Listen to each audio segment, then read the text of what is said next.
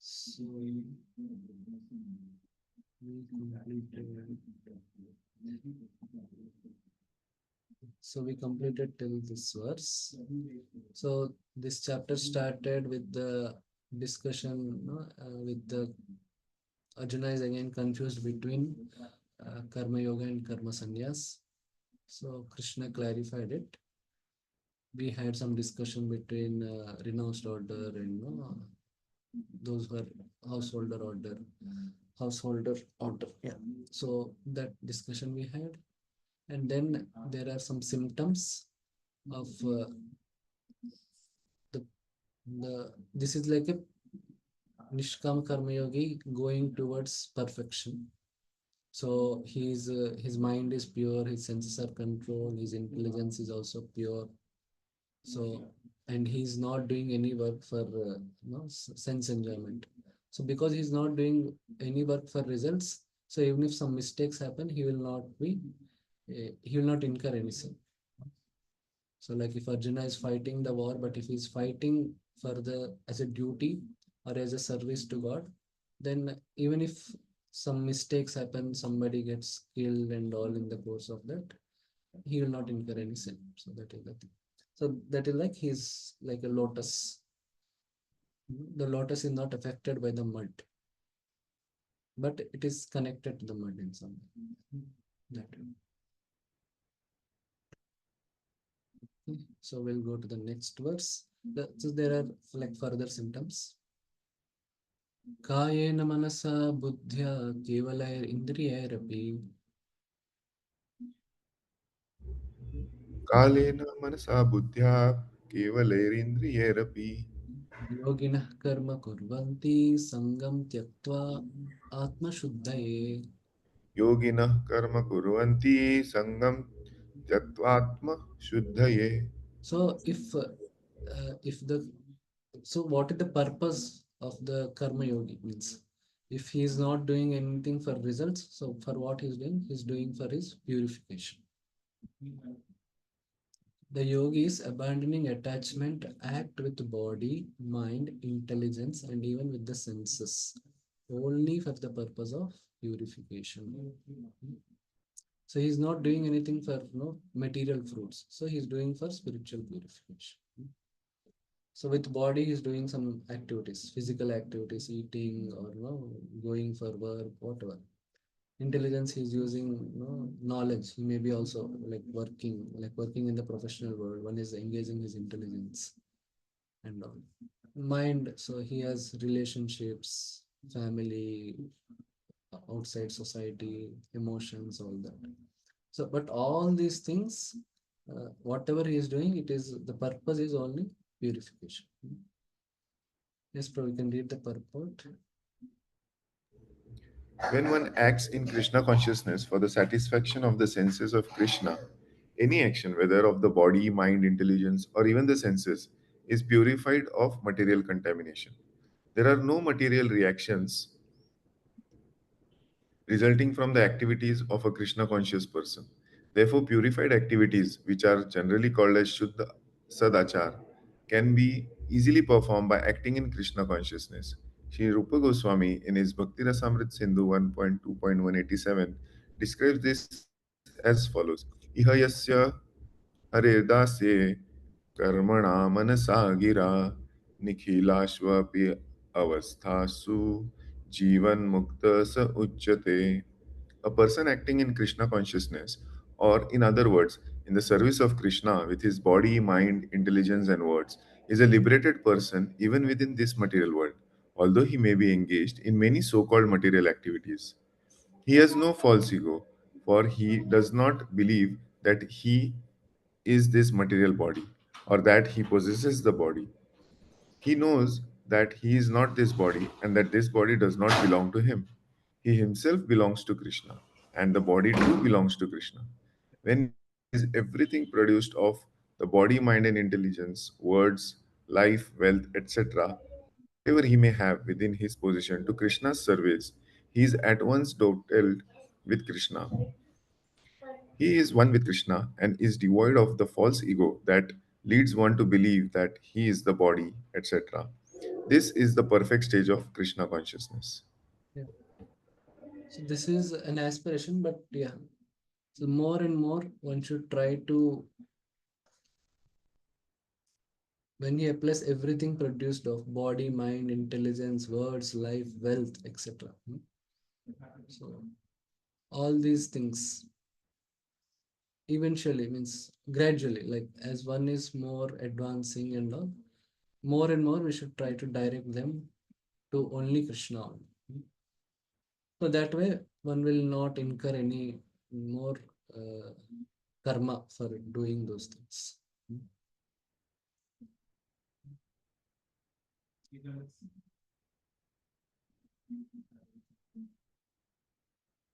Okay, so then Krishna is telling how, so one is detached, it leads to peace. Yukta karma phalam tyaktva shantimapnoti naishtikim. युक्तकर्मफलं त्यक्त्वा शान्तिमाप्नोति नैष्ठिकीम् Ayukta kamakarena phala sakto nibadhyate. अयुक्तकामकारेण फलसक्तो निबध्यते. The steadily devoted soul attains unadulterated peace because he offers the result of all activities to me. Whereas a person who is not in union with the divine, who is greedy for the fruits of his labor, becomes entangled. So, yeah, if fruits of action, if one is detached out of spiritual consciousness, not lack of responsibility, but he is detached out of spiritual consciousness, means understanding that no, Prakriti is the control, is the ultimate Prakriti has the superior control, or Krishna has the ultimate control, whatever. And so then he will be responsible, but still he will not be anxious so much because he's not attached to the external fruits. So then he will be peaceful in mind, and he will be slow, he will be getting more and more purified, and he will ultimately go towards liberation. But if somebody is materially attached, then he has that doership mentality. So there is a lot of anxiety, whether fruits will come, not come, whether they will come as expected, they will not. So all those things will be there, and he will enjoy them. He will enjoy the fruits. So then he will want more fruits. So that way he will get entangled. So he gets salary, and let's say somebody gets salary at the end of month, and he enjoys with it. Then the more desires he will get to enjoy. So he wants more salary. So then he will try for promotion, and he will be always anxious whether he will get promotion or not. So like that, that will that keeps on getting more and more entangled. But if somebody understands that, the intelligence, everything I got, from Prakriti and Krishna. So, and so these fruits are also meant for Krishna's service or caring for Krishna's devotees, which can be family and all other things, and maintaining this body so that one can do devotional service. So if one sees it in that way, then one will be detached.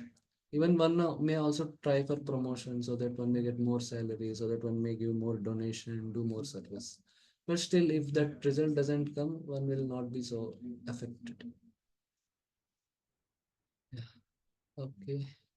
Yes, you can read the purpose.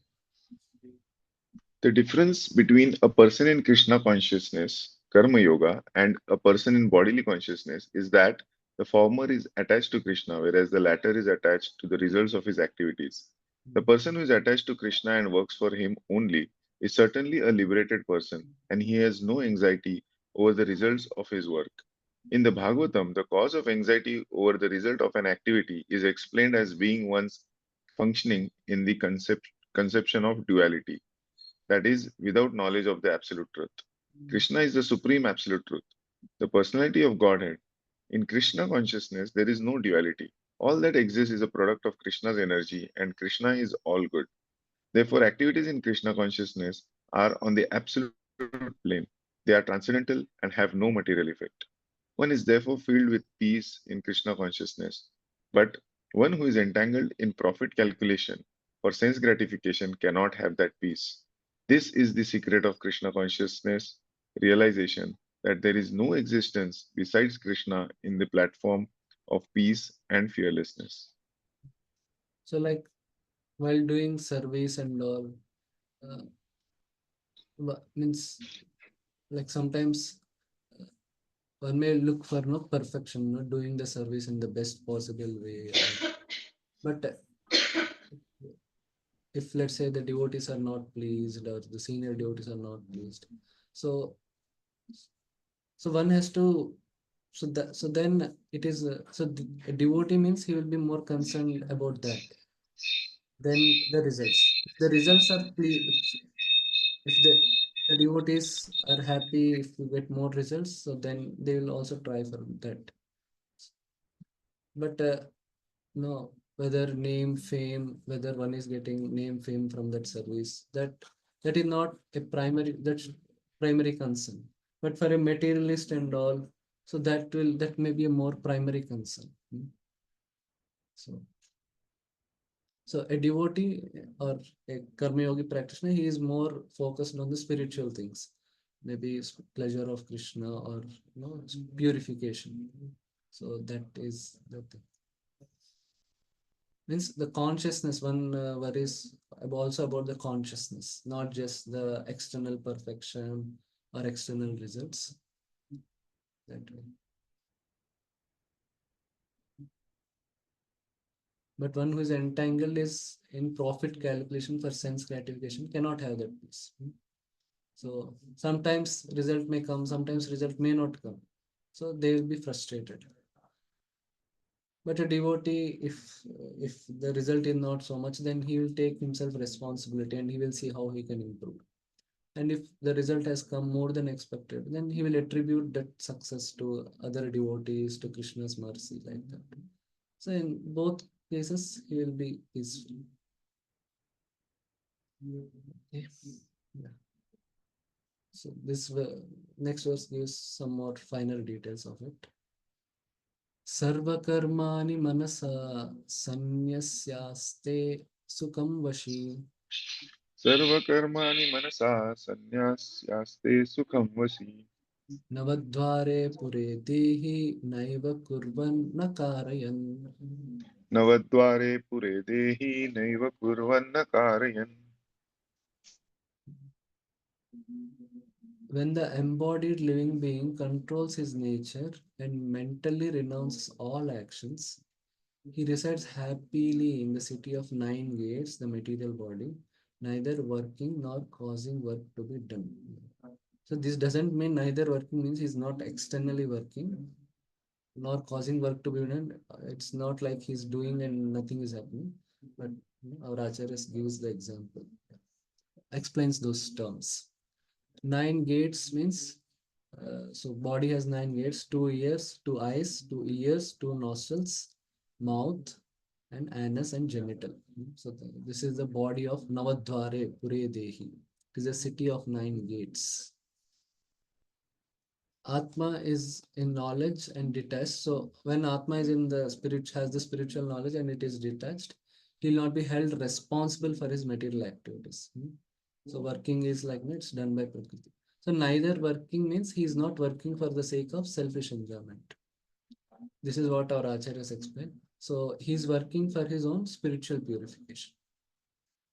So for in Karma Yoga, there is not so much focus because the focus is more on means the object of worship is more like Brahman or no, so Virat Rupa or something like that. So it's not so much, there is not so much personalism. So it's in some ways selfish only. So one is worrying about one's own spiritual purification. That but in a devotional realm, it is the object of worship is a personal God. So there is pleasure of God. So that is there. So he's not, neither working, he means he's not working for sake of selfish enjoyment, but he's working for spiritual purification. And he's not causing work to be done. which means he's not causing others to work. Means he's not thinking himself as a doer. He's just considering himself as an instrument of karma. So that is the meaning of these two terms. Na naiva kurvan na karayan. Sukham Vashi means he has no material anxieties. Whatever is destined will happen. So he's just focusing on being beautiful. Yeah. You can read the purport. The embodied soul lives in the city of nine gates. The activities of the body or the figurative city of the body are conducted automatically by its particular modes of nature. The soul, although subjecting himself to the conditions of the body, can be beyond those conditions if he so desires. Owing only to forgetfulness of his superior nature, he identifies with the material body and therefore suffers. By Krishna consciousness, he can revive his real position and thus come out of his embodiment. Therefore, one takes to Krishna consciousness, one at once becomes completely aloof from bodily activities. In such a controlled life, in which his deliberations are changed, he lives happily within the city of nine gates. The nine gates are mentioned as follows. Navadvare pure dehi hamso lelayate bahi vashi sarvasya lokasya stavarasya charasya cha. The Supreme Personality of Godhead, who is living within the body of the living entity, is the controller of all living entities all over the universe. The body consists of nine gates, two eyes, two nostrils, two ears, one mouth, the anus and the genitals. The living entity in his conditioned stage identifies himself with the body. But when he identifies himself with the Lord within himself, he becomes just as free as the Lord, even while in the body. Shvetashvatara Upanishad 3.18. Therefore, a Krishna conscious person is free from both the outer and the inner activities of the material body. Yeah. So this is again a similar verse. So the living entity identifies himself with the body. So if he identifies himself with the body, conditioned living soul, so he will focus on the material fruits, and he will also consider himself as a doer. But if he is not doing that, then he may consider, so then he will not focus on the external fruits, but he will focus on the uh, spiritual purification, and he will also not consider himself as doer. Suppose, let's say somebody is a very good singer. So if he's a good kirtan singer, so then he he will want to please devotees, and he will want to please Krishna. So he will not so much focus on how much attention he's getting and all. They may also bit focus, but that is to get more further opportunities for service. Sometimes that calculation may be there a little bit, but the main focus is to satisfy devotees. They may ask for the devotees know what they want them to sing and all. They don't want to show off and all, and nor causing work to be done. They don't consider themselves as the doer. They will understand that we have learned from some other senior devotees who are good singers. So we learned from them, and because of their guidance and all, we learned and we are able to sing. Or they may think, okay, it is coming from our previous life, some karma and all. Some previous life thing it is coming, and that is how we are singing. So it's not there.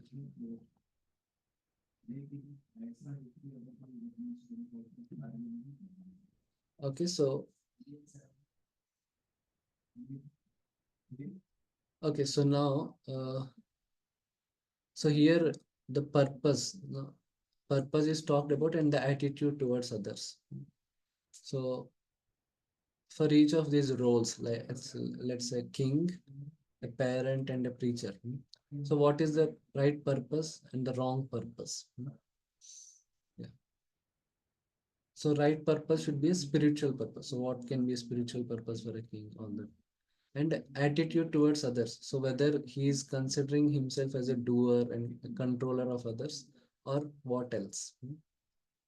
So that is a material thing, but what is a spiritual dimension for each of these roles? And some examples from Shastra for both, either for right or wrong or whatever. Because not every time we can get for both. So it can take around 7 minutes, then we'll discuss.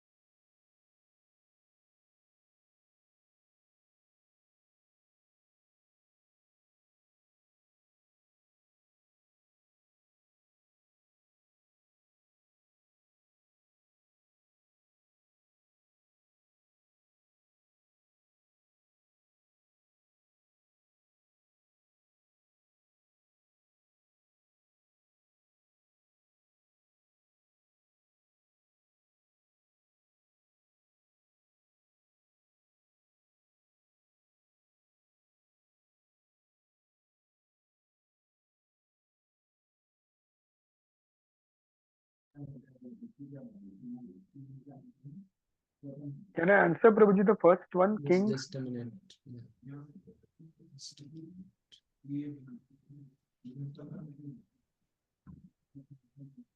I think we'll first. Can Okay, I answer the first Rahul, one, king? let Rahul Prabhu answer. We'll hear. Okay, Prabhuji. Okay, so Rahul Prabhu want to tell for the first one, King. Yes, Prabhuji. Hare Krishna, Vijay Pranam. Yeah. Prabhuji, the wrong purpose of a king can be that he wants to be the most powerful or the supreme enjoyer, Mm, and the right purpose can be that he be under the Krishna, like under this influence of a spiritual master mm, who is coming down from the parampara, and we act as per the shastras. mm, And the attitude towards others, the wrong attitude can be that mm, he might think that he is the most powerful and the controller, mm, and he want other to act, and he enjoys everything, like he ask other to render service towards him. mm, And the right attitude can be that, like we have learned in previous chapter in Bhagavad Gita, that the main role of a leader or any admin is to be in Krishna consciousness, and then make people realize that they are not the body, and their main role is not to be engaged in material enjoyment rather than to get back to the supreme personality. okay. An example we can refer to, for example, Hiranyakashipu. Mm, He was trying to control all the three different words. planets Mm, and wanted to prove that he is the most powerful, and was not mm, ready to surrender onto the lotus feet of Lord Krishna or Vishnu. And at the same time, we can take the example of Sugriv. mm, So although he was he later on he gained the power as king, but he remembered his promise, and he served Lord Ram mm. to fight for the right Yeah. thing and dharma. Okay, okay. Thank you. Thank you. Nice points.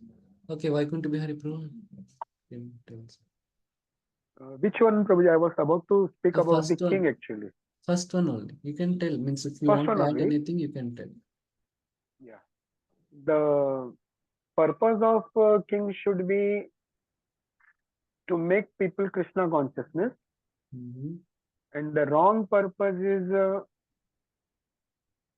to charge to collect the to collect the taxes from the people Mm. and use it for the sense enjoyment.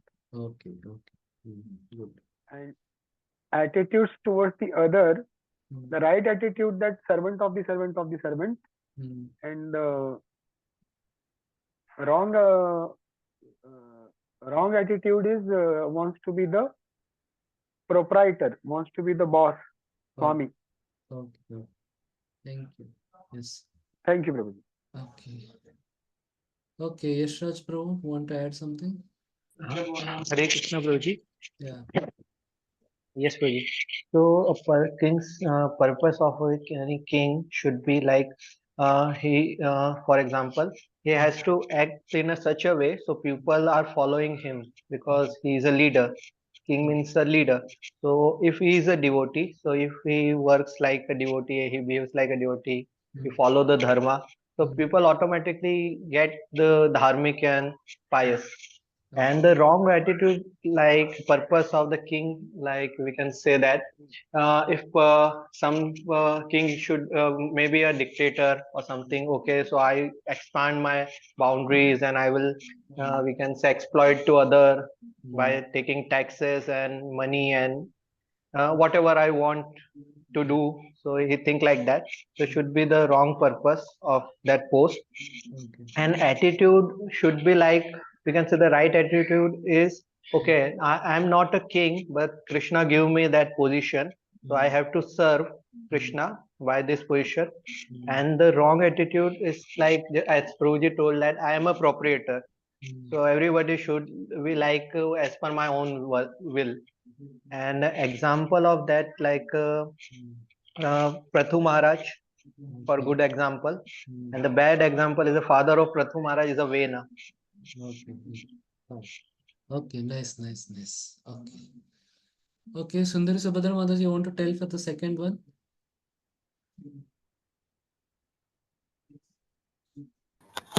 Yes, Prabhuji, I can try.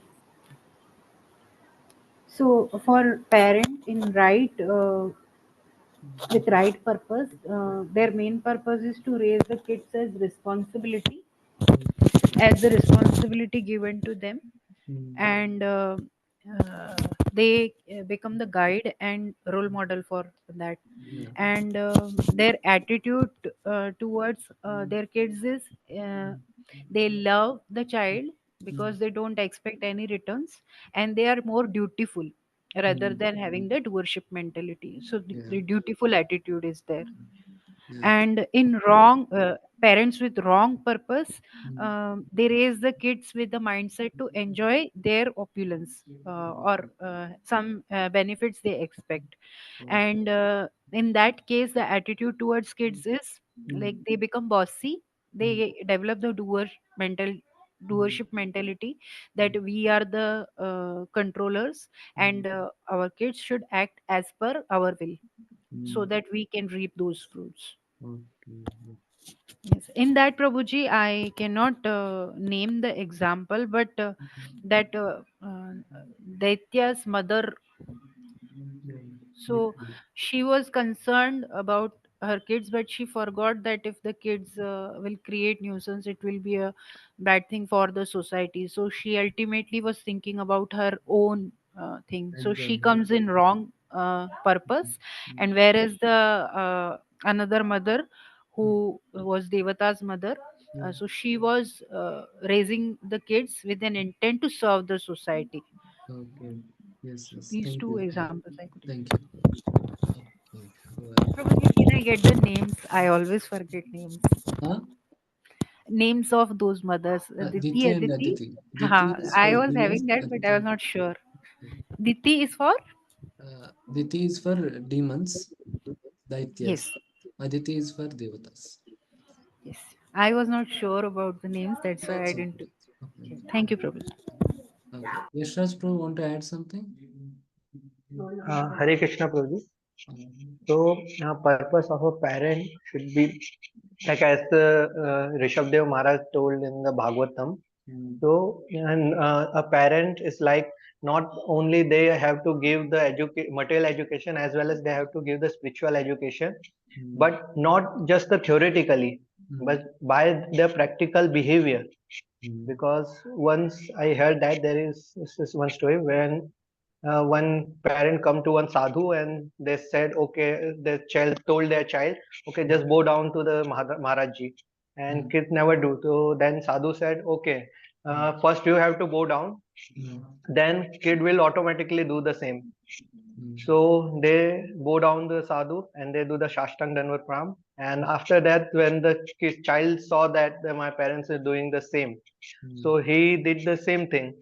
Okay. So, an attitude of parents should be like, okay, so this is responsibilities given by the Krishna, Mm, and this is not just as Prabhupada told in one mm, letter or maybe one conversation. So they are not a devotee child are not an ordinary child. So we mm, have to raise them very carefully, very lovingly. mm, So it's a kind of a service of Krishna. mm, And the example of is a Prabhupada's father, Gaur Mohan De, mm, mm, because he Prabhupada is mentioned in the Lilamrit, mm, because Prabhupada said, I always woke up by the bell ringing bell, ding ding ding something. mm. And Okay. one more thing, Mm, when Prabhupada's father always chastised him, so he always told this thing, okay, I don't want to chastise you, but this is for your good will, this is for your benefit. okay. Okay. Take it. Nice, nice, nice. Very good. Okay. Anyone else wants to add anything? Okay, fine. Can I add, Prabhuji? Yes. Example of Suruchi and Suniti. Okay. Okay. Yeah. Yeah. Yeah. Nice. Thank you. Thank you, Prabhuji. Okay.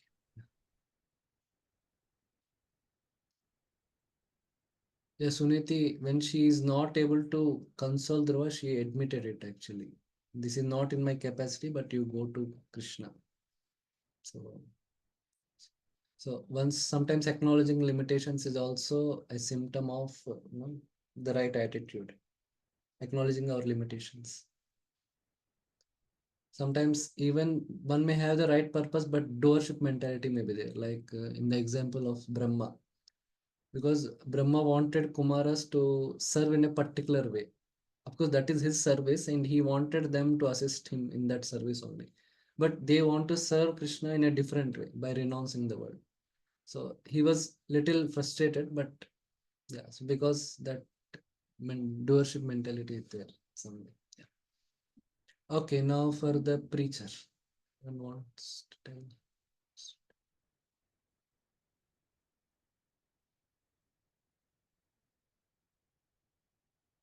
Yes, Shrikant, bro. Yeah, you can try. Um,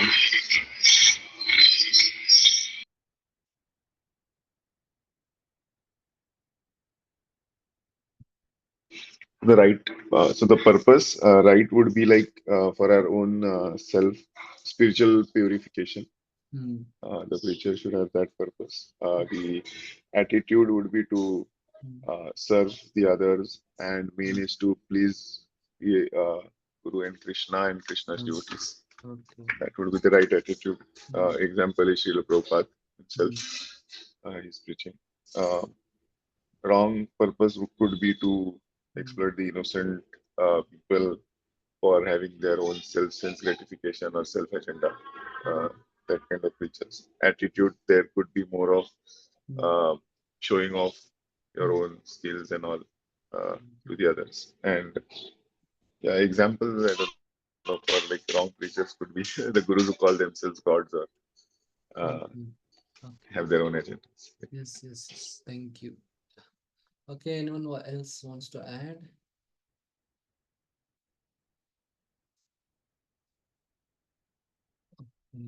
Yes, Sundari Subhadra Mataji, can you tell? Yes, Prabhuji. So, in purpose, mostly it is they want to get famous, or sometimes it is about money also, monetary gains. Okay. And in responsibility, in attitude towards others, so mostly they become dominant. Hmm. And again, that worship mentality is there. Hmm. Some selfish motives also develop Okay. because of the doership mentality. They develop selfish motives. Okay. Okay. Yes. And an example like the bogus gurus. What? Bogus gurus, like Okay. who? Okay. Okay. Like that. Okay. Yes. Okay, Yashas Prabhu, want to add something? Hare Krishna, Prabhuji. So, a purpose of a preacher should be he has to elevate the consciousness of the soul who are in this material world, and it's by the compassion, Hmm. not just for okay, I have to gain some material mundane benefit, or I have to make so many people as my disciple. Hmm. So it should be like, okay, so this is the soul which is separated from Krishna, and I have to again reunion with the Krishna. So it should be the purpose of a preacher, Hmm. and attitude should be the same, Hmm. because sometime we saw that some preachers are initially they preach very well, Hmm. but after some time they have think that okay, I have a follower, now I have to do this, so they engage some karmic mentality like social works and all these things. Of course some people start with the good, but after some time it should be like already karm kandi and mundane platform, so it should not be like that. And the example are so many, because in the material world we have lots of example like Mayavadi, bogus guru, motivation speakers. So Hmm. these are the bad example of a preacher, and a good example preachers are our acharyas, Okay. all four acharyas, and Goswamis and Prabhupada and Bhakti Siddhanta Swami Thakur. Hmm. Hare Krishna Prabhu. Thank you.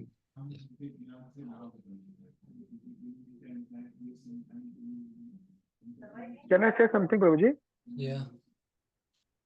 Yes, Preacher Prabhu. has to keep a very good patience when Hmm. he's preaching. Hmm. This is one of the most important quality. Hmm. and he has to use his intelligence while preaching different peoples with a different tax. Yeah. Good. Thank you. But the wrong approach is this: he wants name, fame Mm, for himself that he has done it. mm, Right attitude of the preacher should be servant. He mm, is a servant. He is serving for his spiritual master, for mm. all our acharyas, Sadgoswamis. Yeah.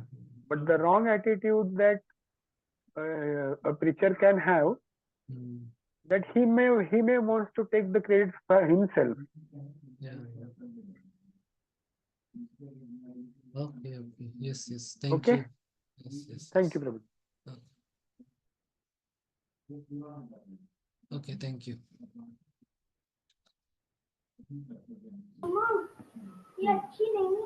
Others, you want to tell something? You want to add anything? Done, no? Okay. So thank you for the nice points. Yeah, Uttari Chaitanya Prabhu wanted to.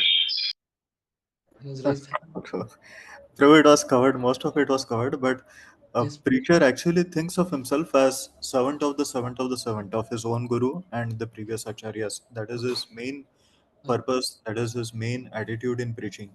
His attitude towards others is he thinks of others, especially those who come to listen to him and all, as representatives of his own Guru Maharaj. Okay. That they have come and they are giving him service. And Yes. examples, Srila Prabhupada, all of his dedicated followers were unlimited. Yeah. Okay. Thank you. Thank you. Nice points. Okay. Yeah. So, yeah. So definitely we have to cultivate this attitude. Of course, naturally it will come if one is advancing spiritually. Basically, one is not doing anything for material fruits, but also as a sadhaka, we have to also consciously cultivate it so that we will do the service properly and we will get mercy of devotees and we will not offend, etc. And naturally also it will come through spiritual purification. Okay. So now if one doesn't consider oneself at the door, so then what he considers? So that being explained. न कर्तृत्वं न कर्माणि लोकस्य सृजति प्रभु न कर्तृत्वं न कर्माणि लोकस्य सृजति प्रभु न कर्मफलसंयोगं स्वभावस्तु प्रवर्तते. न कर्मफलसंयोगं स्वभावस्तु प्रवर्तते. Okay, the translation: the embodied spirit, master of the city of his body, does not create activities, nor does he induce people to act. Yeah. So, nor does he create the fruits of action. So, all this is enacted by the modes of material nature. Na kartrutvam, so no doership mentality, na karmani. He is not actually making people to act. Lokasya shrujati prabhu. Yeah. Na karma phala samyogam. He is not even creating the fruits of the labor. Yes, bro, you can read the purport. The living entity, as will be explained in the 7th chapter, is one of the energies or nature of the Supreme Lord, but is distinct from matter, which is another nature, called inferior of the Lord. Somehow the superior nature, the living entity, has been in contact with the material nature since time immemorial.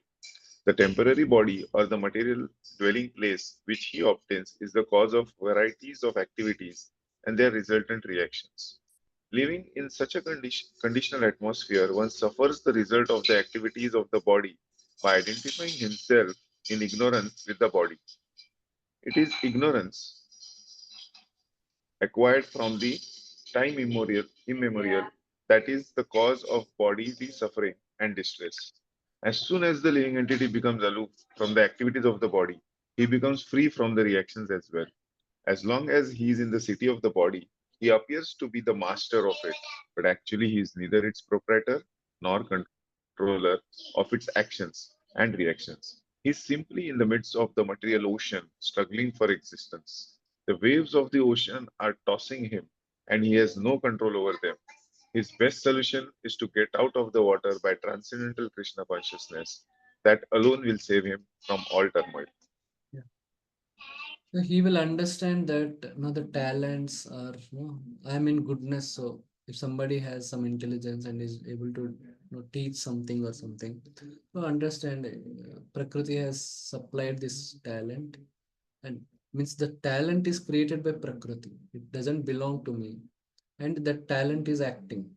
So one understands, okay, I am not doing it. I'm just a vehicle through which this energy of Prakriti is flowing.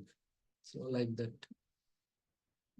So preacher may feel, no, I'm just flowing. I'm just the medium through which the mercy of parampara is flowing through. So one will understand. Okay, so I am not the doer. Actually, the all the previous acharyas they are giving that thing. So that way. So in so he will attribute it to Prakriti. Swabhavas means the Swabhava which is supplied by the Prakriti. So that is happening like that. So one is able to play. So this ability is given by Prakriti. One is able to play nicely, something. Is able to do some services very fast, very expertly. So this ability is given by Prakriti, so like that. Because of some punya and all that he will not consider because it is given by Prakriti. So that नादत्ते कस्यचित् पापं न चैव सुकृतं विभु नादत्ते कश्चित् पापं न चैव सुकृतं विभु अज्ञानेन आवृतं ज्ञानं तेन मुह्यन्ति जन्तव अज्ञाने अज्ञानेनावृतं ज्ञानं तेन मुह्यन्ति जन्तवः. Nor does the Supreme Lord assume anyone sinful or pious activities. Embodied beings, however, are bewildered because of the ignorance which covers their real knowledge. Yeah. Okay. Yeah. Can read. The Sanskrit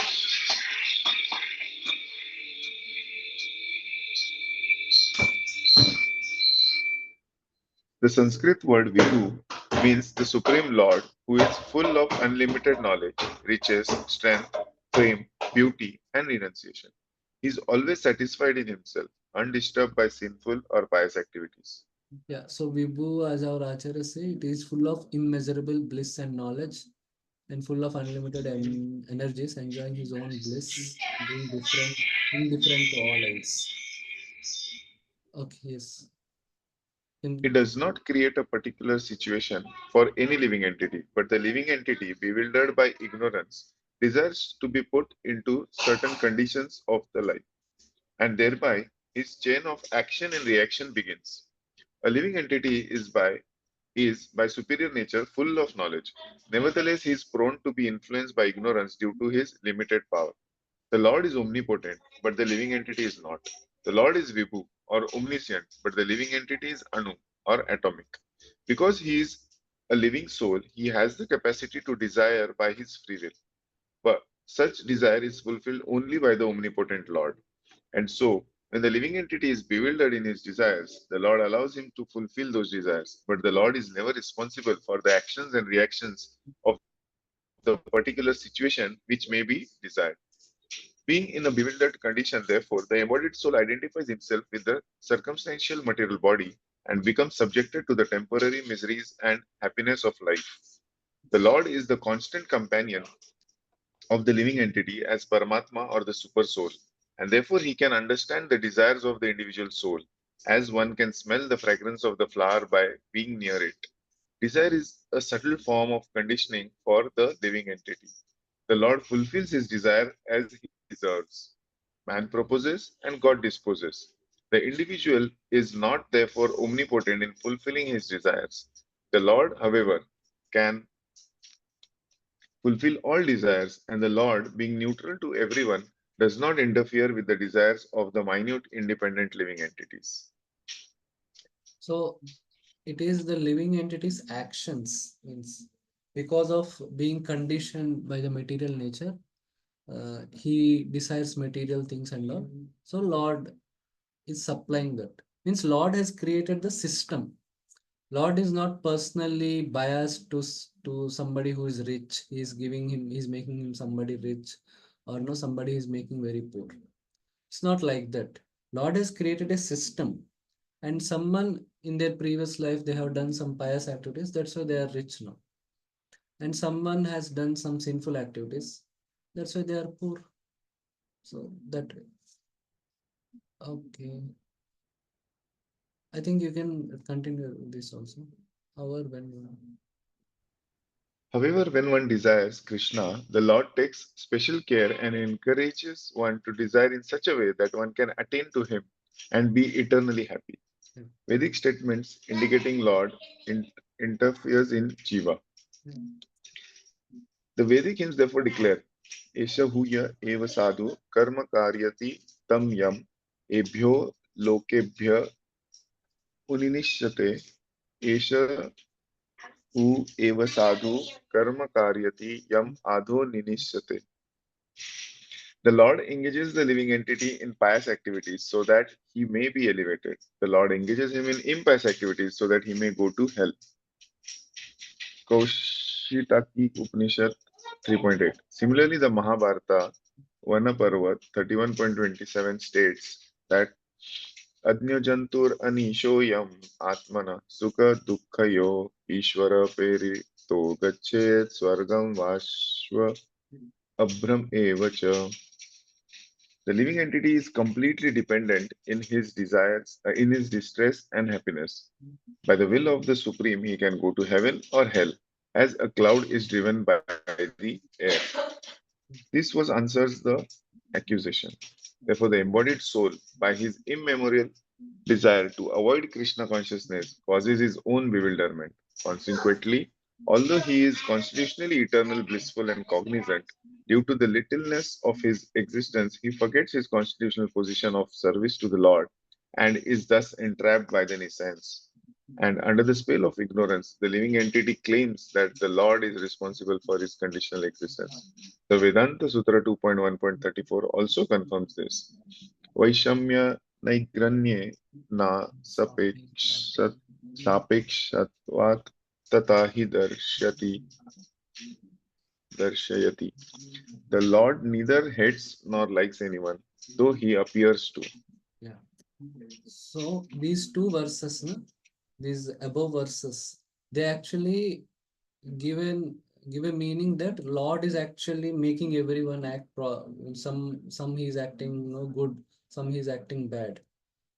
So like that it depends. And no, but this verse, this is a Vedanta Sutra verse. Actually, Vedanta Sutra is something based on which the other Upanishads and no Vedas they have to be understood. But Vedanta Sutra, what it says, the Lord neither hates nor likes anyone, though he appears. So let's say now, if you take example of a judge, he may punish somebody by giving life imprisonment or death sentence, and someone else he may just impose a fine. So if you don't see the context properly, he may appear the judge is partial to someone, and he's biased, he's favoring someone and he's hating somebody.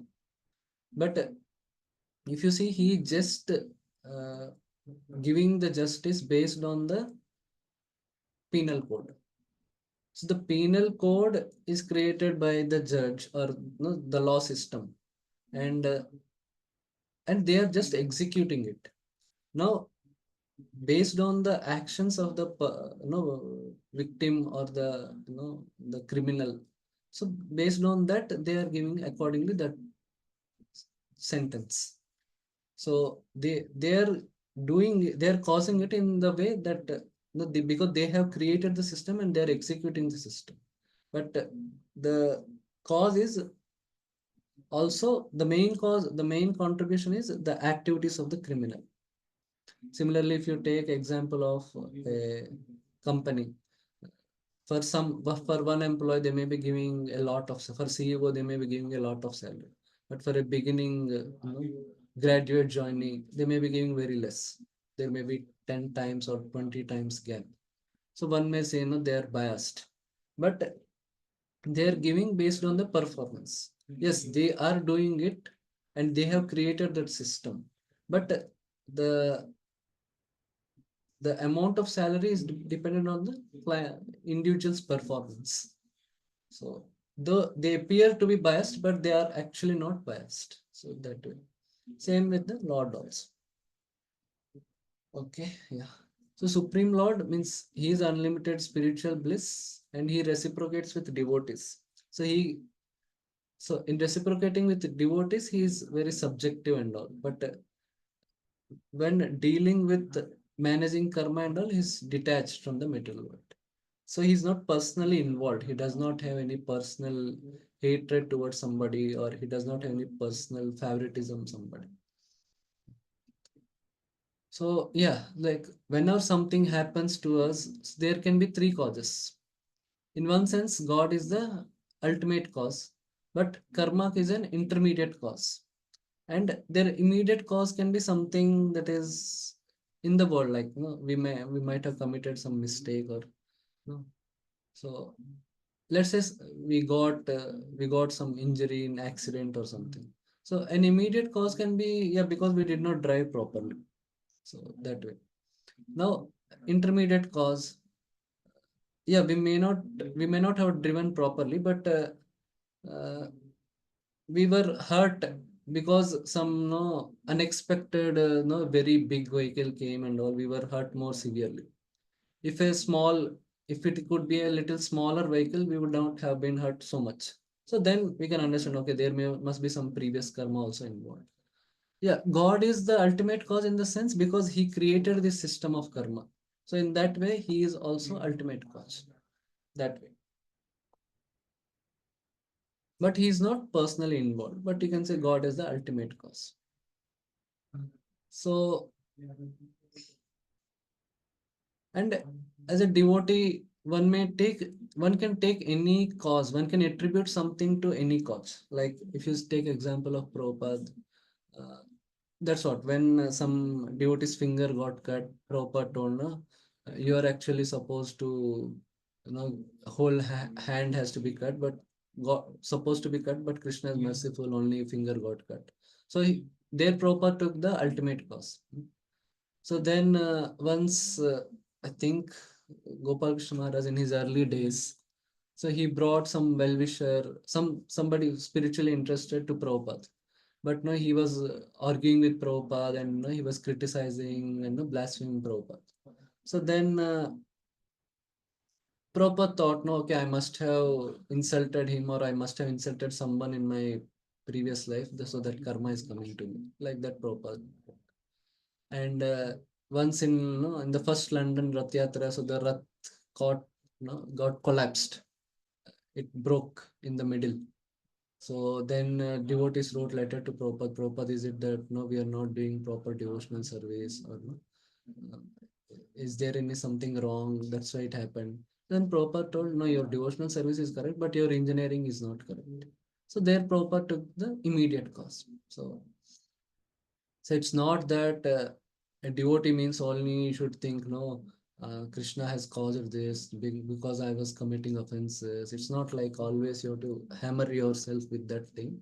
But uh, you can attribute to some other cause also. But ultimately, it should take one towards Krishna. So that way. It's not always if something happened to somebody, you should, to console them, you should say, no, Krishna has punished you, something like that. It need not be always like that. You have to see at that situation what works for them. Yeah. And again, yeah, means it's told that no, Krishna will take care of the devotee and all, but for what kind of devotee? Ananya Shintayanto mam yejana paryupasate. So for a very advanced devotee, it may be like that. But one has to ask oneself, are we so advanced or not? So that is there. And also, again, one may say that devotional service will erase all karma and all. Is it karma is still there or something? But yeah, devotional service can erase, but the devotional service has to perform without offenses. not while performing, but one should not have performed any offenses before. So in that case, it can arrange. Like maybe the first time we chanted Hare Krishna, but if it is the case that in our all previous lives we have not committed any offense, means no, we have not passed any remark on any Vaishnava, or no, we have not offended any holy place. If it is that is the case, then it will happen. But if that is not the case, then it will not happen so instantly. Like Azamil's case, it's a very rare case that at once all karma got erased. So that's a rare case. So a devotee, a sadhaka devotee can attribute any cause, but one should try to improve. Means it should take one towards Krishna that way. Okay. Yeah. So now further symptoms of this is being described. Jnanena tu tad ajnanam isham nashitam atmana ज्ञानेन तु तत् अज्ञानं येषां नाशीतमात्मनः tesham adityavat dhyanam prakashayati tat param. तेषामादित्य यत् वज्ञानं प्रकाशयन् प्रकाशयति तत्परम्. When, however, one is enlightened with knowledge by which nescience is destroyed, then his knowledge reveals everything, as the sun lights up everything in the daytime. So, when somebody has this Atma Gyan and is also connected with a proper spiritual master, so it destroys nescience. Nescience means what? The identification with no, I am the body, or no, I am God. So these kind of wrong conceptions. And this world is for my enjoyment. So these conceptions will get erased. And he reveals truth. Means it reveals the truth that the absolute truth reveals the absolute truth, which is Brahman in this case, but yeah, Paramatma Bhagavan, and reveals connection of absolute truth and the world. So one will be able to see the absolute truth in the world. Yeah. But it doesn't mean that no one is purified means he has to become a scholar or something. But he should have these kind of realizations. Yes, bro, you can read the highlighted portion. It is stated in the Bhagavad Gita, Sarvam Jnana Plavena Jnanagni Sarva Karmani and Nahi Jnanena Satrisham. Knowledge is always highly esteemed. And what is that knowledge? Perfect knowledge is achieved when one surrenders unto Krishna and is said in the 7th chapter, 19th verse. Bahunam Janma Namante Jnanavanma Prapadyate. After passing through many births, when one perfect in knowledge surrenders unto Krishna, or when one attains Krishna consciousness, then everything is revealed to him, as everything is revealed by sun in the daytime. The living entity is bewildered in so many ways. For instance, when he is unceremoniously thinks himself God, he actually falls into the last snare of nescience. If a living entity is God, then sorry, then how can he become bewildered by nescience? Does God become bewildered by nescience? If so, then nescience or Satan is greater than God. Real knowledge can be obtained from a person who is in perfect Krishna consciousness. Therefore, one has to seek out such a bona fide spiritual master and under him learn what Krishna consciousness is. For Krishna consciousness will certainly drive away all the nescience as the sun drives away darkness. Yeah. So Prabhupada is speaking about thinking oneself above as God and all. So yeah. So the logic is believing how he can become bewildered. So if you become God and you were not God previously, means nescience has covered you. So how you are a God, then you are God by nescience. Yeah. Prabhupada is defeating that misconception. So these misconceptions and the right conceptions, it's not just he knows, but he realizes also in his own life, in his own existence. So that is the symptom of spiritual advancement. But yeah, it may not be that no one will come to know every shlokas and all. So what is that everything will be revealed is these things. It's not like he will become some no magician, he can tell anything, everything. It's not like that. But these things are revealed.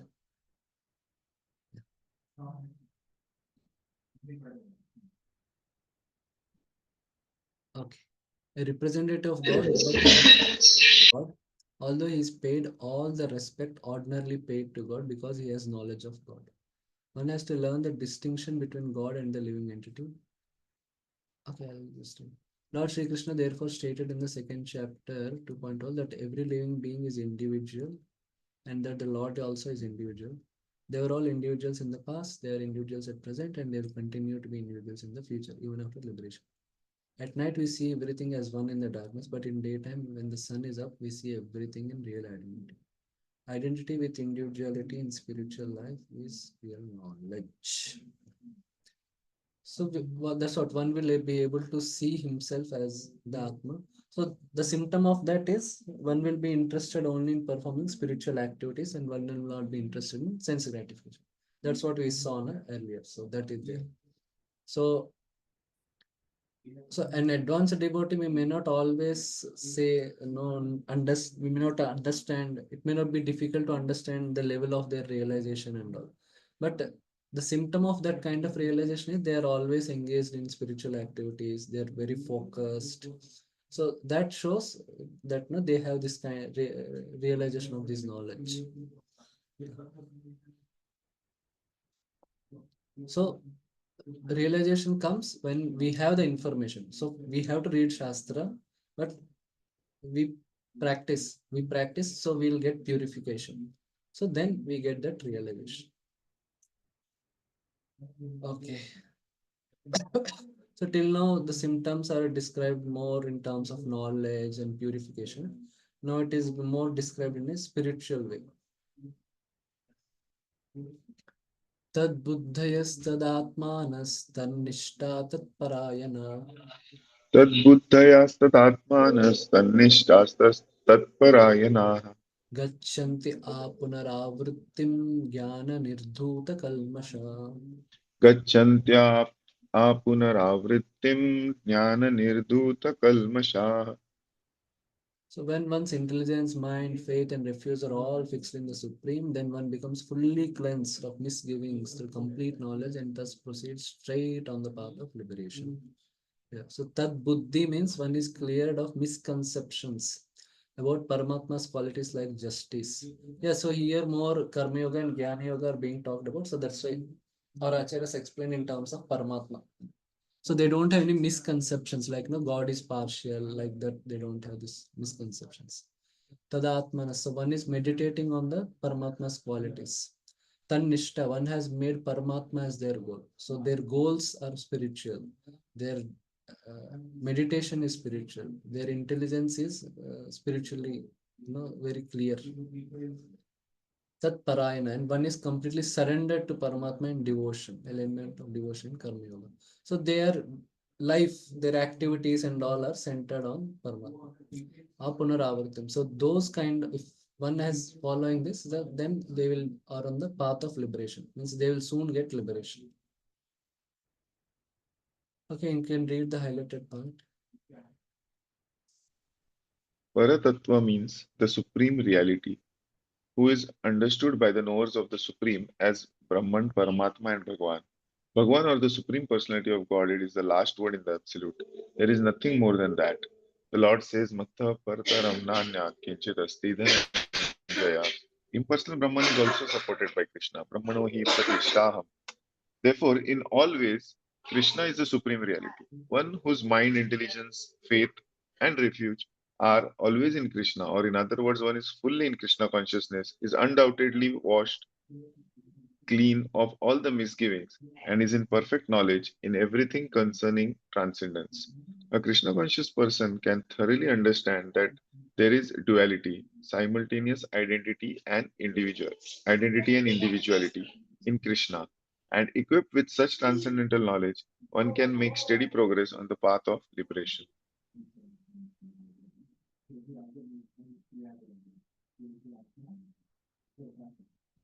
Yeah, so when one's mind, intelligence are all there, so then all misgivings are cleansed. about transcendence. So then,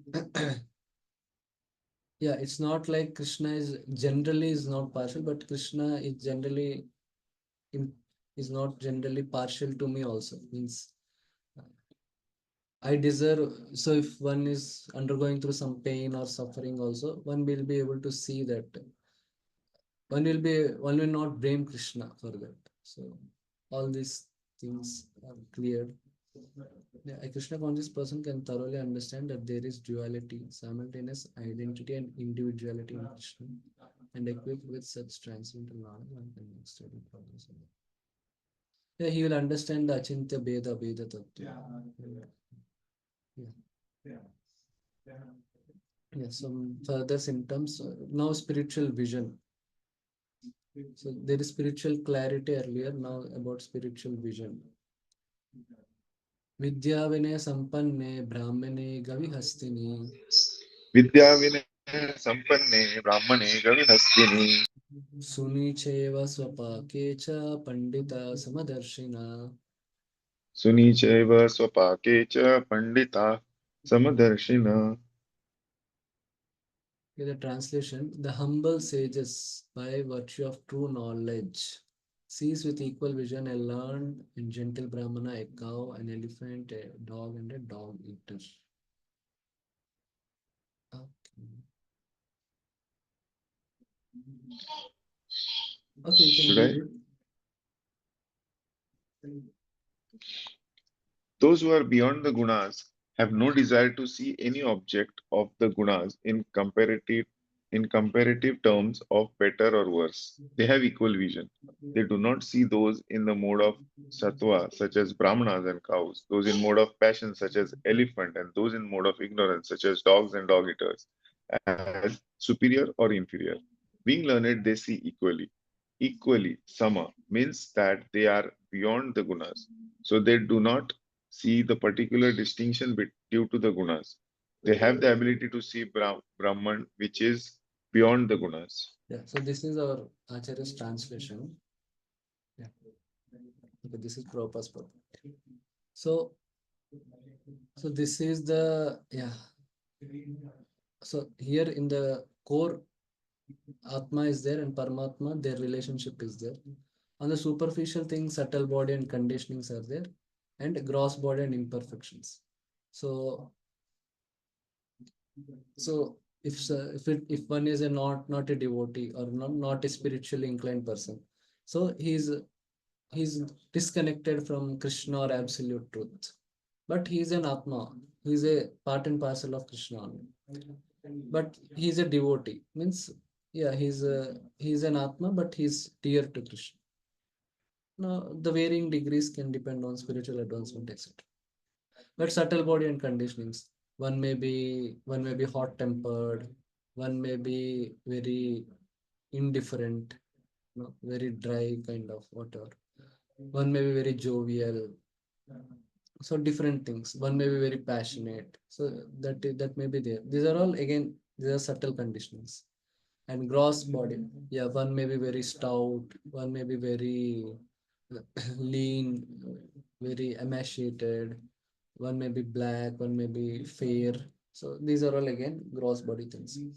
So one will not focus on these things. One may be conscious of these things, but one will focus on this thing, on the Atma and Paramatma relationship. Okay. Yeah, you can read the purport. A Krishna conscious person, Brahman realized person, does not make any distinction between species or caste. The Brahmana and the outcast may be different from the social point of view, or a dog, a cow, and an elephant may be different from point of view of the species. But these differences of body are meaningless from the viewpoint of a learned transcendentalist. This is due to their relationship to the Supreme. For the Supreme Lord, by his plenary portion as Paramatma, is present in everyone's heart. Such an understanding of the Supreme is real knowledge. As far as the bodies are concerned, in the different castes or different species of life, the Lord is equally kind to everyone because he treats every living being as a friend, yet maintains himself as Paramatma, regardless of the circumstances of the living entities. The Lord, as Paramatma is present both in the outcast and in the Brahmana, although the body of the Brahmana and that of an outcast are not the same. The bodies are material productions of different modes of material nature, but the soul and the supersoul within the body are of same spiritual quality. The similarity in the quality of the soul and the supersoul, however, does not make them equal in quantity. For the individual soul is present only in that particular body, whereas Paramatma is present in each and every body. A Krishna conscious person has full knowledge of this, and therefore he is truly learned and has equal vision. The similar characteristics of the soul and the supersoul are that they are both conscious, eternal, and blissful. But the difference is that the individual soul is conscious within the limited jurisdiction of the body, whereas the supersoul is conscious of all bodies. The supersoul is present in all bodies without distinction. Yeah, so Prabhupada is talking about the Achintya Bheda philosophy. But yeah, let's say if somebody is little dark complexioned, it doesn't mean no, their Atma is also dark complexioned. And if somebody is fair, it doesn't mean the Atma is also very, glowing or something. And if somebody is dark complexion, it's not like the Atma is dull. But the Atma is has the same properties. So this Harijan concept which Gandhi has told, he tried to artificially bring that equal vision without taking any spiritual knowledge. He tried to call those who are from lower caste, they are also Harijan, but without knowing any spiritual knowledge. He without giving any spiritual knowledge that everyone is Atma and all. So that he did not give, but he means there is no earlier knowledge of that spiritual knowledge what is talked about that adityavat jnanam, that is not there, but he tried to artificially cultivate this vision that we should try to see everyone equally and all. So without purification and without proper spiritual understanding, he tried to artificially create this spiritual vision. So that's why it did not sustain and it did not work. Even communism also, they tried to make everyone externally equal, having same financial status and having same rights, having same privileges, everything. But they don't have the proper understanding that they don't have the proper background of that spiritual knowledge and the spiritual purification. But actually, there is equality at the spiritual level, that everyone is Atma and everyone is part and parcel of Paramatma. But externally, there may be differences. But communism, they try to make these equal. But actually, they should not be made equal. So that diversity has to be there. One has to ignore that and one has to focus on this spiritual equality. So communism, they try to make everything equal. So that is problem.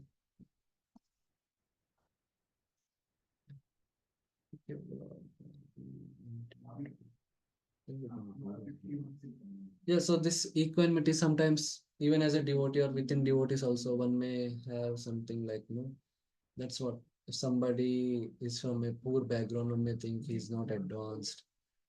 He must have considered, he must have committed some sinful action, that's why he's like that. And somebody is rich, so okay, he must have done pious, he must be a good person, so that's why he has rich.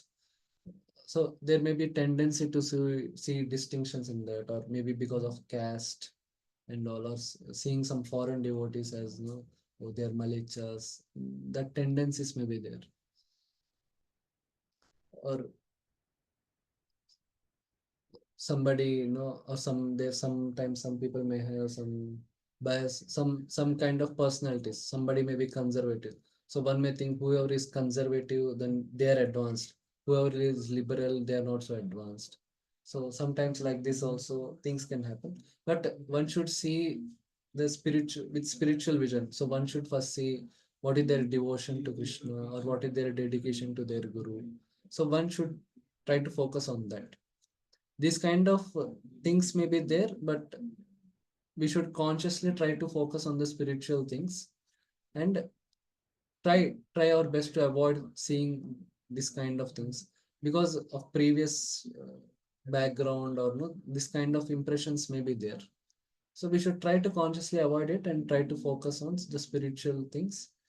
And over, as one gets purified over time and by mercy of Krishna, these things will reduce and get go away. Okay, now, yeah, now Krishna is telling, yes, Avatari Chetan, Prabhu, you want to Prabhu, comment something? yes, Prabhu. Just wanted to share something nice I had heard from Chaitanya Charan Prabhu. What he says is, when we think about ourselves, something bad is happening to us and all right, then we think in terms of karma. I must have done something bad, right? Maybe something. But when it comes to others, right, whether somebody is rich or poor or whatever, right, we don't think in terms of karma. We think in terms of dharma. What is my duty towards that person in this situation? Yeah, We don't yeah, think, it is none of our business to think about what they must have done and all. yeah. Yes, yes, thank you, thank you. Thank you for that answer.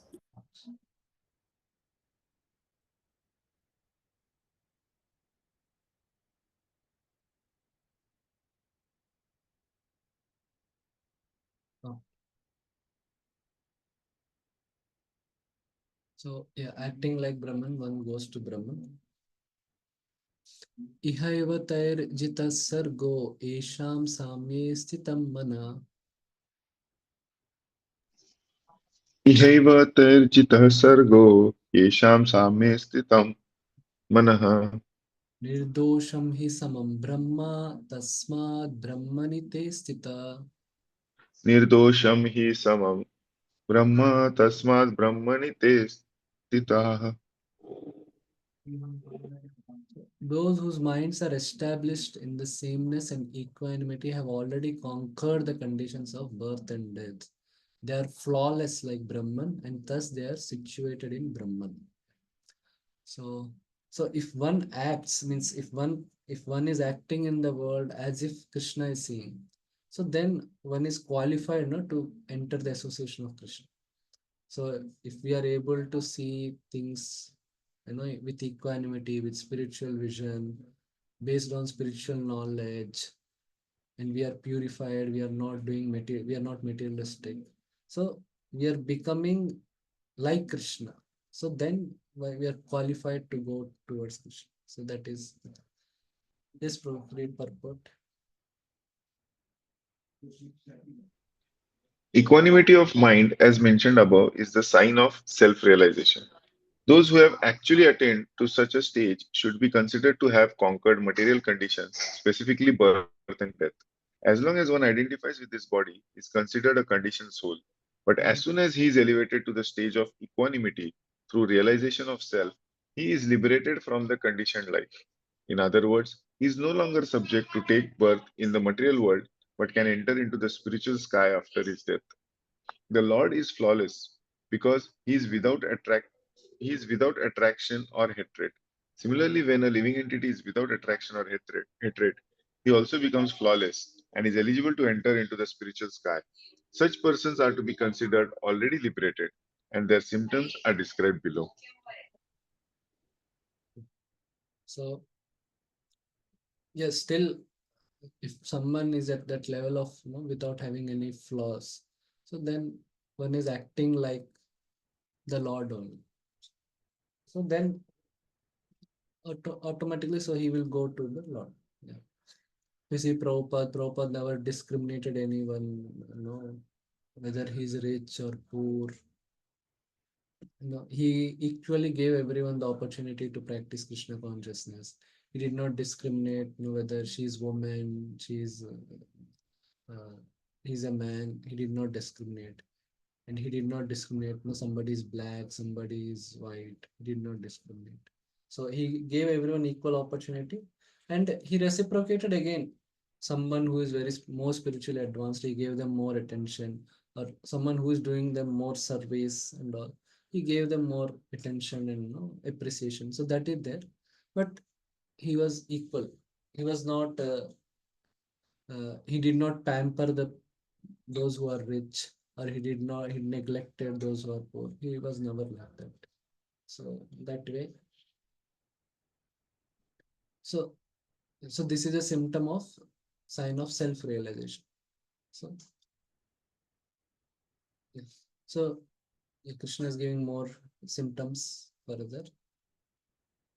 न प्रहृष्येत् प्रियं प्राप्य नोद्विजेत् प्राप्य च प्रियम् न प्रश्येत् प्रियं प्राप्य no द्विजेत् प्राप्य च प्रियम् स्थिरबुद्धिर् असम्मूढो ब्रह्मविद् ब्रह्मणि स्थिता. स्थिरबुद्धिरस असम्मूढो ब्रह्मविद् ब्रह्मणि स्थितः. A person who neither rejoices upon achieving something pleasant nor laments upon obtaining something unpleasant, who is self intelligent, who is unbewildered, and who knows the science of God is already situated in transcendence. He is sthira buddhir, asammudo. He is not bewildered. He is sthira buddhi. His intelligence is fixed. He is Brahmavid. He knows the science of God and Brahmani Sthita. He is situated in Brahman. Means he does not get bewildered and he does not get distracted by anything. Even if he is offered so many lot of material things, or he was dishonored like anything, but he will not get distracted. Yeah, I can read the purport. The symptoms of the self-realized person are given herein. The first symptom is that he is not illusioned by the false identification of the body with its true self. He knows perfectly well that he is not the body, but is the fragmental portion of the Supreme Personality of Godhead. He is therefore not joyful in achieving something, nor does he lament in losing anything, which is related to his body. This steadiness of the mind is called sthira buddhi or self-intelligence. He is therefore never bewildered by mistaking the cross body for the soul, nor does he accept the body as permanent and disregard the existence of the soul. This knowledge elevates him to the station of knowing the complete science of the absolute truth, namely Brahman, Paramatma, and Bhagwan. He thus knows his constitutional position perfectly well, without falsely trying to become one with the Supreme in all respects. This is called Brahman realization or self realization. Such steady consciousness is called Krishna consciousness. Yeah. Yeah, you can take around 3 minutes and you can think of some examples from Prabhupada's life where something pleasant is offered to him, he is not bewildered, and where something unpleasant happened, but no, he is not bewildered. Okay, 3 minutes.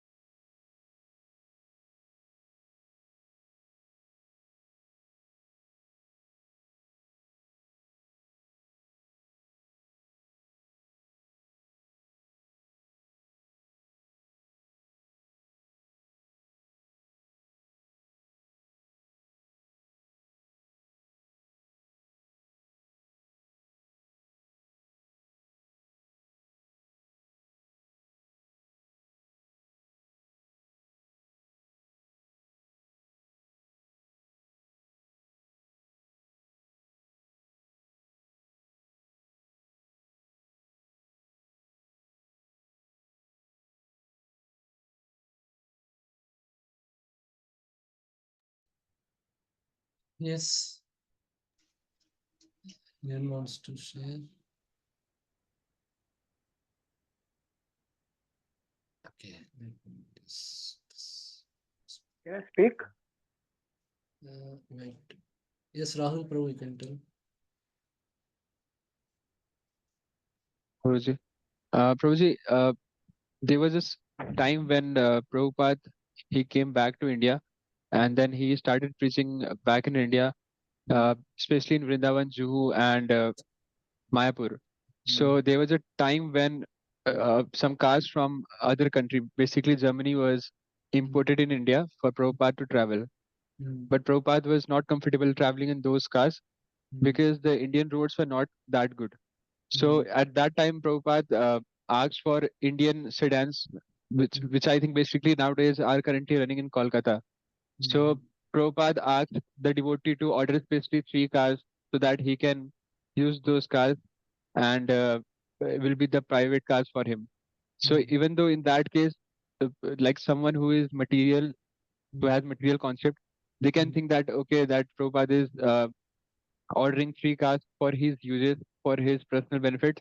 But the main purpose why Prabhupada ordered 3 cars was to so that his service can be timeless because Prabhupada knew that he has a lot of things to be done for the devotees and other people, and that seamless service to Krishna and his spiritual master, he ordered those cars. So we can see in this way that he was not bewildered, but he was constantly engaged in the service of the Lord and his spiritual master. And other condition when he was not the favorite condition was not with Prabhupada was when he was traveling to America. So in the beginning he had a very tough time like to convince so that he get a ticket to travel to USA itself from Jaraduta.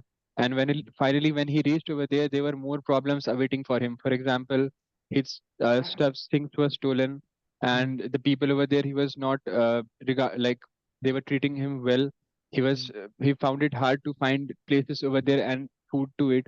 So like there are a lot of examples like how Prabhupada when he went there were so much unfavorable conditions, but still Prabhupada was totally devoted upon the decisions and conditions of Krishna. Yeah, thank you. Okay, yes, Vaikuntha Bihari Prabhu.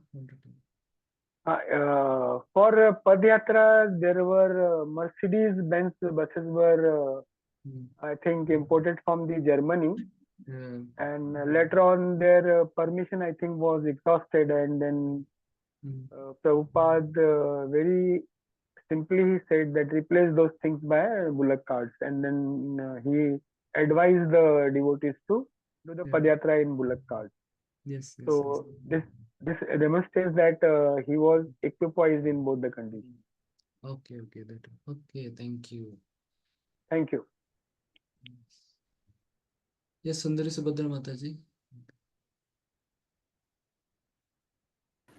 Yes, Prabhuji. So, in most of the cases, Prabhupada has utilized the material things for uh, propagating the holy names only. But there was one instance where a bhakta from Dubai, he gifted a precious watch to Prabhupada.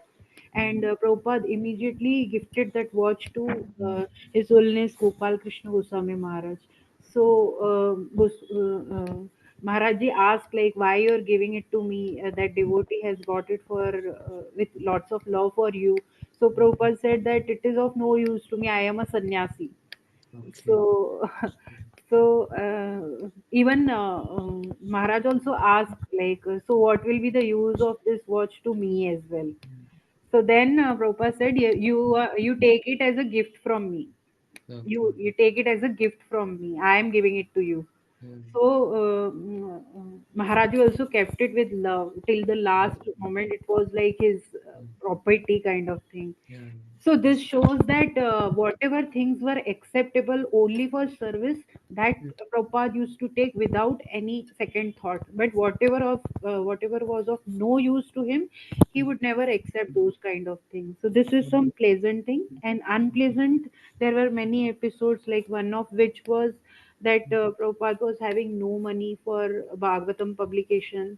Then he was having two heart attacks on Jaladuta, but still he somehow managed. And the foremost thing was that he was having no money even while going to New York. Only 40 bucks he was having, but in that he was so positive that when that captain asked him, like, Swamiji, how you are going to manage? We are having no money. So Prabhupada asked, like, you, if you'll buy one set of Bhagavatam from me, I'll somehow manage. So that Swamiji, that captain gave money to Prabhupada and he bought the set. So he was so positive that in that situation also he was not unpleasant, but he was having that trust in Bhagavatam.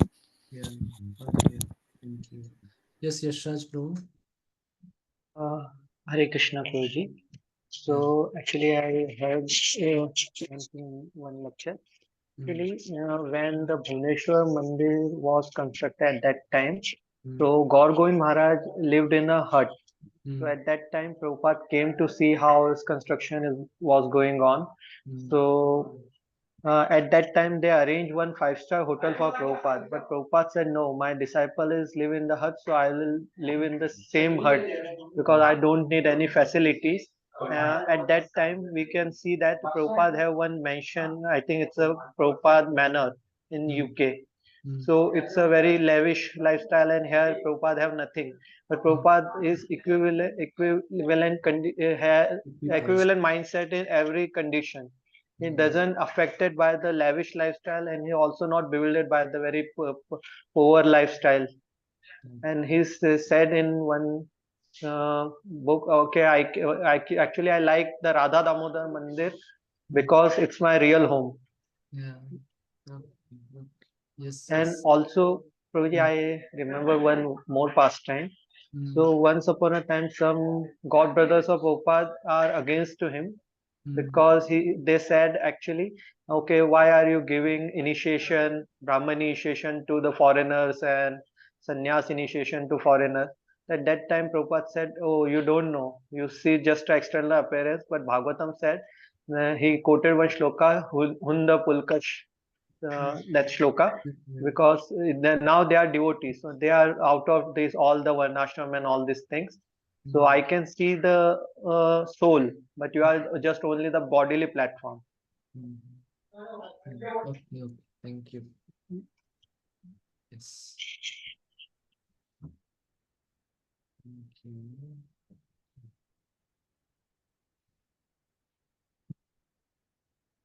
Okay, we will take one more verse.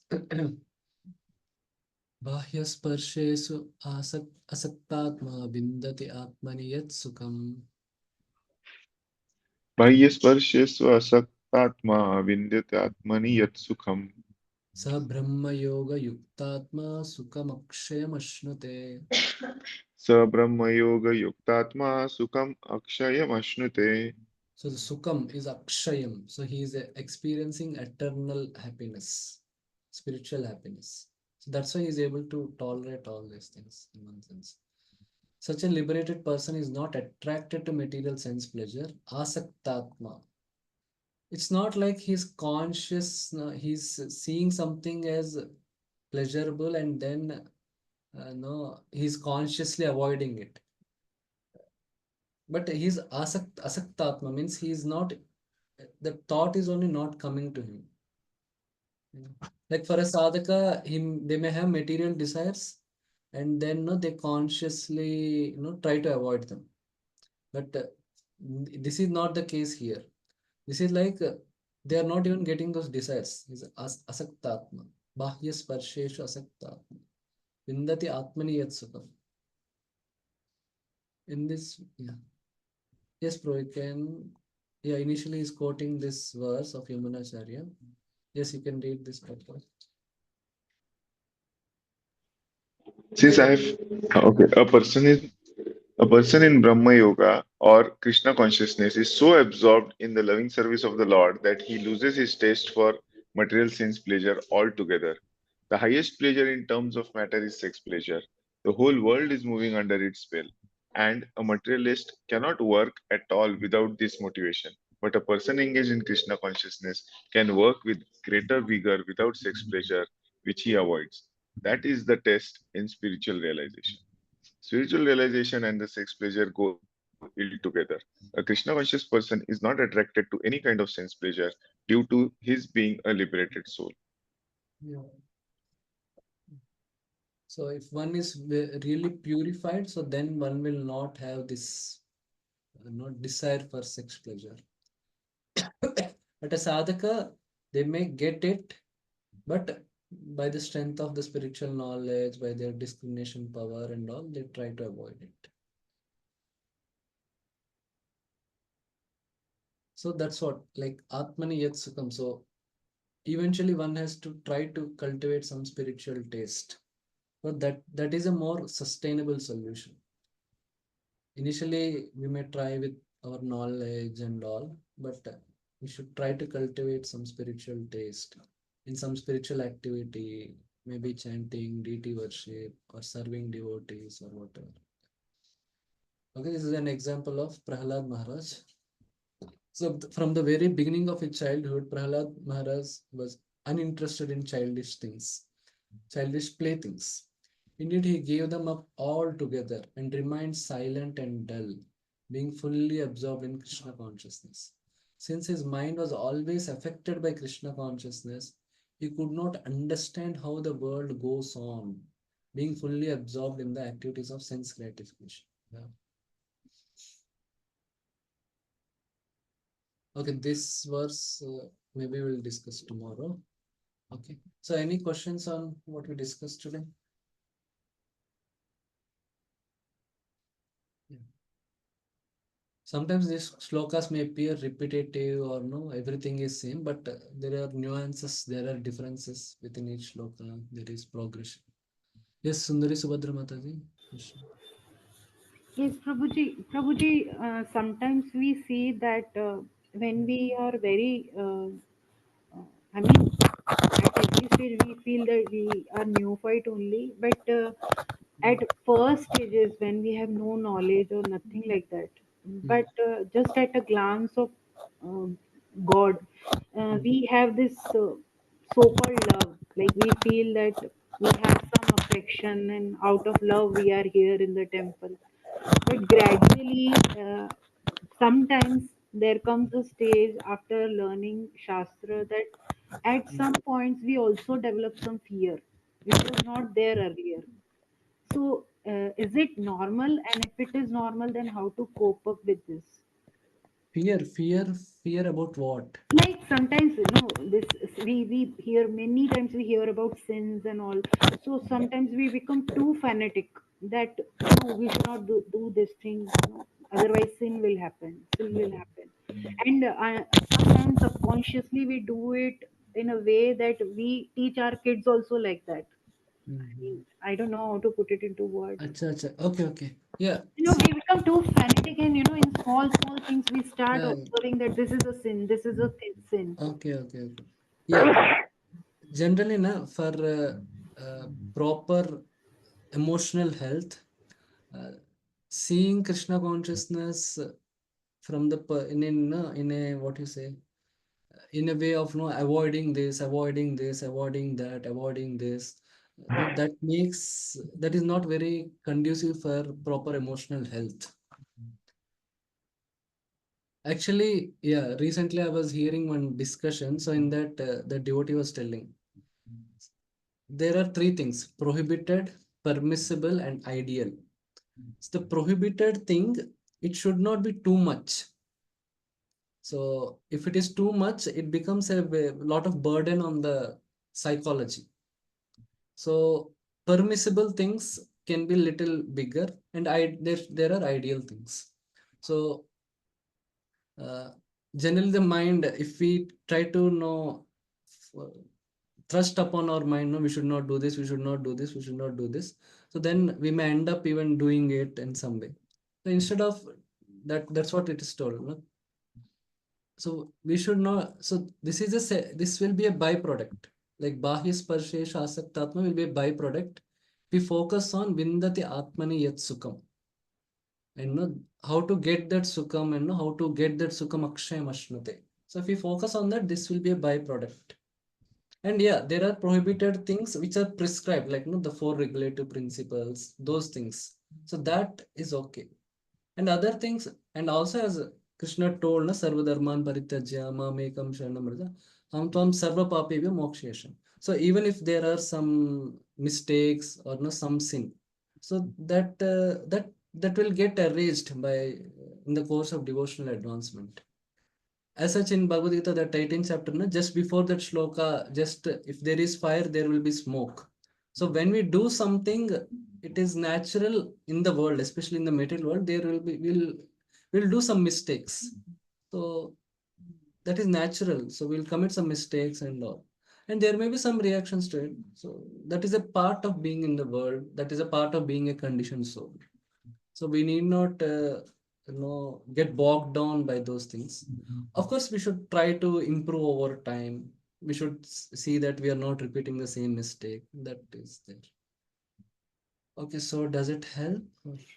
Yes, Prabhuji. I'll be very specific. I mean, so sometimes what happens is my spouse, he is not into devotional thing, and the influence on the child is coming from both the parents, like from me also and from him also. So the environment of the house is not 100% spiritual. If it would have been 100% spiritual, then probably I would have not been into this situation. But sometimes what happens is, if the spouse is watching something which is not recommended for spiritual growth, then automatically my subconscious mind says that this is not good for my child. Okay, he's an individual, he is having his own journey, but raising a child, my child should not get this thing. And then that overprotective behavior comes like, okay, you have to watch, you watch by earphones and all, why you're making him. And then he will say me, my spouse will say me, that why you have to force your thing on your child. If he wants to pick, he will automatically pick. Actually, he is correct. But being a mother, that is sometimes difficult. Okay. That No, fear. no means I'm not experienced in dealing with this kind of issue. No, I mean, I just wanted to tell which from where this question is coming. From where? I'm just trying to explain the situation from where this Okay. question came. Okay, clear. Yeah, without hurting your relationship with your husband, whatever Krishna consciousness you can try to give to your child, you can try. But yeah, maybe more practical solutions, some senior grihastha, they may be able to tell who has experience in guiding devotees like that. Maybe Avatari Chaitanya or someone else wants to suggestion you can give. You want to Prabhu, add? every situation is different. So Mataji can best consult their counselor. Okay. Yes, yes. Yes. Okay. This fear always is there. No, from counselor we get solutions, but a female point of view is a different thing. From that point of view, we will understand that what I am doing is correct. My role as a mother is correct. But when we hear the descriptions from Bhagavad Gita, then we understand that sometimes we become fanatic, we overimpose. So that man's perspective should also be there. That's why I felt like asking. My counselor has already told me that whatever you are doing is. But now I suddenly got a realization that I am sometimes fanatic. While hearing this session, I just got this Okay. realization. That's Okay. why. Yeah, we can always refine what we are trying to do. Sometimes we understand, okay, we are fanatic, then we can avoid it or we can do it in a different way. Okay, Yes, thank Prabhu. you. Definitely, I'll ask some senior Okay, devotees. anyone else has any questions? Somebody else? Rukmini wala Yes, Prabhu. Prabhuji, I'm having one question. Yes. Firoz, Avatar Chaitanya, you want to tell something? Prabhu, I just wanted to thank you, Prabhu. You give such practical understanding, very deep understanding, Prabhu. Include purports from Acharyas, Prabhu. Very grateful for all the efforts you are putting in, Prabhu. It is making it very, very learning. I mean, the learning is very strong, Prabhu. So, wanted to thank you for that, Prabhu. I'm just learning. What I learned, I'm just trying to repeat. Thank you, Okay. Prabhu. That was Yes. Yes, Vaikundi Bihari Prabhu, you wanted to ask something? I want to ask you one question. Yeah. You're following you're trying to do seva, you're trying to do all spiritual activities, Mm. all festivals and everything. But many times it happens. Sometimes it happens like the blissfulness part. that sukham part Hmm. is there for temporary period, then again that dryness comes. Yeah. So, yeah, it could be one thing. Sometimes, Chetan Prabhu says, so happiness is never the product. Happiness is always a byproduct. So, product is the product is means we have to focus on, okay, whether we are doing our service properly and all, and also the swabhava wise, like no nature wise, we can try to find some particular services or particular association which will give us no some satisfaction, some no nourishment. Like if someone likes to sing, they can try for no kirtan services. Or if someone likes to serve, they serve people, and also they may find some no like serving prasadam to people or doing deity services that they may like. So like that, one has to see what is one's nature, so based on that, if you can take that, will give some kind of satisfaction at maybe in a sattva level, or also, so that will help. And so sometimes if we can ask others about our personality, or astrology also may help in this regard to some extent. That is one thing. And another thing, also, yeah, we can try to focus also on some particular anga of bhakti where we get inspiration. Maybe that's what, again, it may differ, some bhagavatam chanting, some for some serving vaishnavas, so different, or for some preaching, so that also we can try and do. And we can always see where we can improve our bhakti, like no, we can try to read about chanting, and no, then we can see how we can improve our chanting. Or again, about we can read Vaishnava etiquette book, and we can see where we can improve. So these are some things. And even if we are doing all these things and still it is some kind of dryness is there, then it may be because of, it may be a phase of life where we are experiencing it, and it will go through. So it may be something temporary because of some previous karma. It may be happening like that. Thank you so much, Prabhuji. I'm Thank you. sincerely grateful to you. As I already told you, the way you are explaining. Earlier also, I met you in temple and I told you, as His Grace His Grace Avatar Chaitanya Prabhuji has told, that it's really the way you are explaining the things, uh, that is extremely wonderful. Thank you. But okay. Yeah. It's all what I learned from other teachers and all. Okay. Thank you. Thank you very much. Thank you. That's nice. Thank Prabhupada you. ki jai. Thank you. Srimad Bhagavad Gita ki jai. Thank you. All Jai Kalpataru. Shri Guru Naam. Pavanebhyo Vaishnavebhyo